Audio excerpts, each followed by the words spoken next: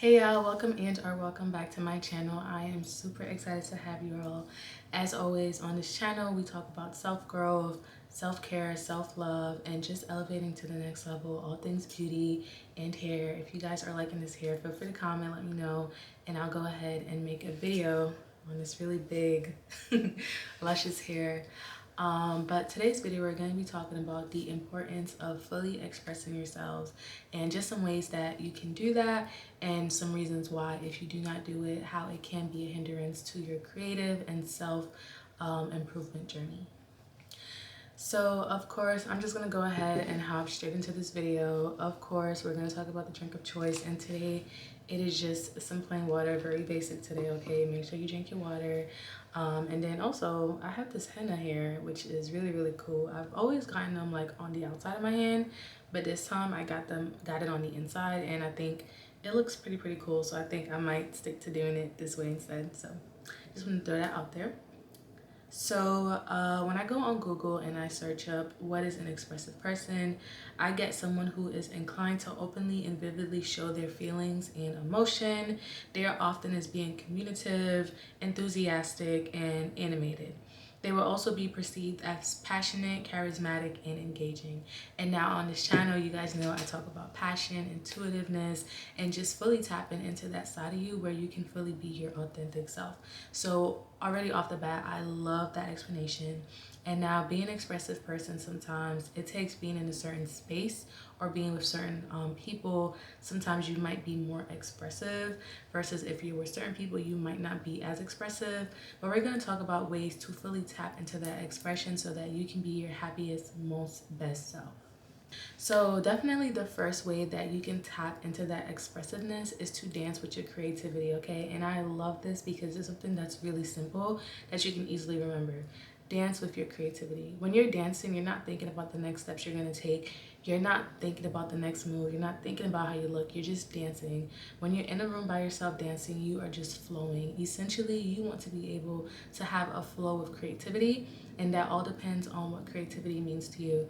So if that's painting, drawing, you get it in the mode, whatever the case may be, you want to go ahead and tap into that creativity. Also, sometimes you do want to remove logic just a bit, because I know with logic, as logic is obviously important, there can be times where like logic can come and play and kind of make you second guess or stop you from, fully expressing yourself. So I want you to dance with creativity and just get into the state of flow. Be very open to your natural gifts, and you want to embrace your creativity. Now, finding out what your natural gifts is can be difficult for some people. Now, if you already know, okay, you are literally one of the lucky chosen few that already knows what their gift is, okay? So if you know what your gift is, that's great. I want you to take that, encapsulate that, and just zone in on that. If you don't know what your gift is, a really easy way to find out what your natural gift is to listen to what people are saying about you. So for example, myself, people are constantly telling me like, you're really good at bringing people together. And like for some time I didn't see it until like I really think back and I'm like, oh snap, like I was actually really bringing people together. So listen to what the people around you, the people that you care about, are telling you are your natural gifts. Also think about how you feel. If you find yourself doing something and you are beaming with light, you are feeling that joy, maybe that can be your natural gift. And remember, your gift is personal, meaning that your friends or your family members or whoever, their gift will never be yours. So you want to zone in and make sure that you know what your personal gift is and zone in on that and capitalize that to the best of your ability. And with being open to your natural gifts, you want to make sure that you are fully embracing, okay? Whatever it may be. If it's baking, I want you to go ahead and bake. Let people try your food. If it's talking, if you have the gift of gab, start a podcast or something. Just fully capitalize and embrace that creativity, because really it's yours and everyone is unique in their own way and no one is like you, because everyone's experience is different. And if you are not too sure about your gifts, you can always sit there and think about what you're good at, okay? And sometimes you can start there. Sometimes you might be good at multiple things. You can be a jack of all trades, or you can just be someone that's like one and done. That's what you're good at. Focus on that and grow off of that.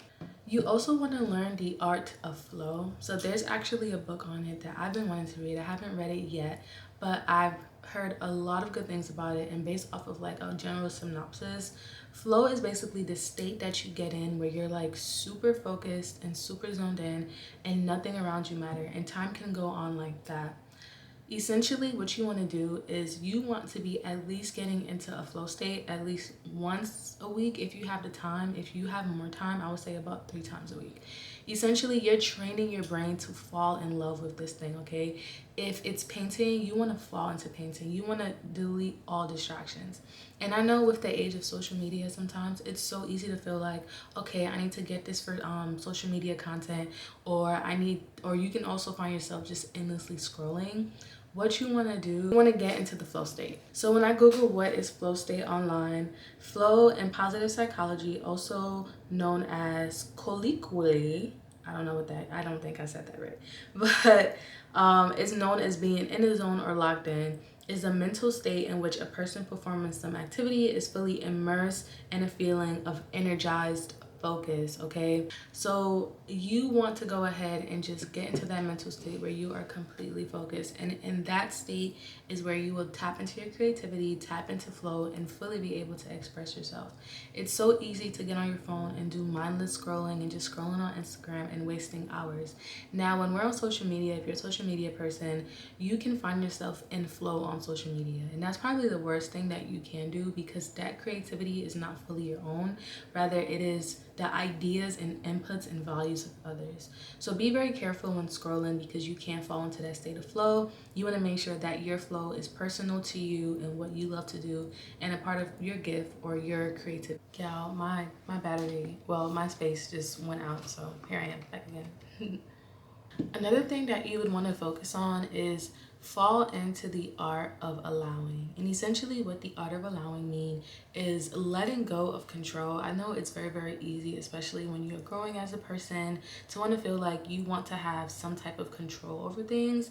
Essentially, when you work on the art of allowing, you are allowing new energy, new concepts, new people into your life and letting things flow as it should. One thing that can happen when you do practice the art of allowing is you'll be able to experience things if, as mentioned before, you are not stuck on using logic and you're not stuck on having things a certain way and just flowing, and you'll be able to fully express yourself while you are in the art of allowing. And then one of my also favorite things is having an openness about you. As described earlier, an expressive person, they talk, okay, they communicate, they share their feelings, they have an openness about them. And now with that openness about you, that doesn't necessarily mean that you don't want to be like an open book. You definitely don't have to do that.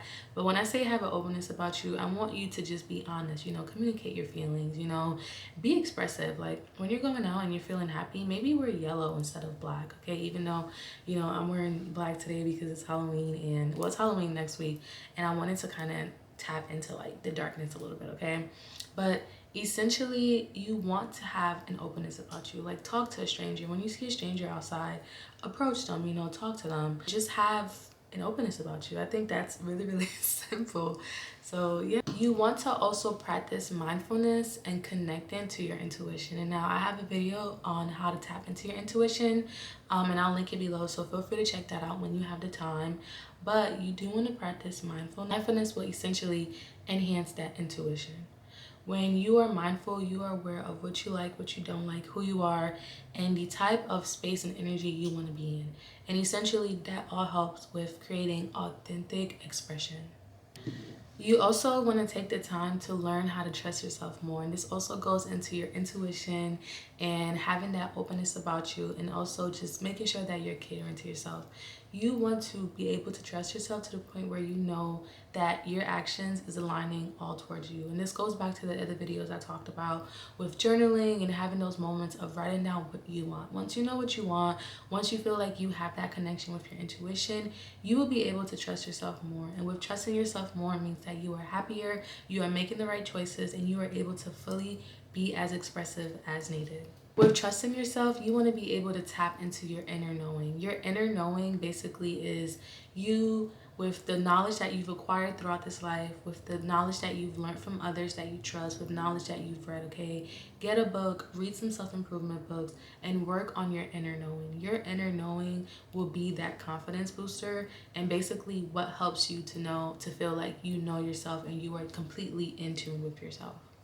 And last but not least, as I am running out of storage, this will be a short video today, y'all.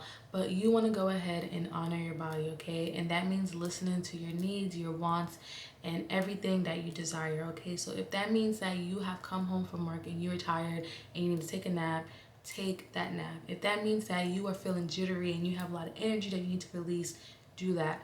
Honor your body. The more you listen to yourself, you listen to your heart, you listen to your mind, and you listen to your spirit, the more you are able to navigate through this world and be as expressive as needed.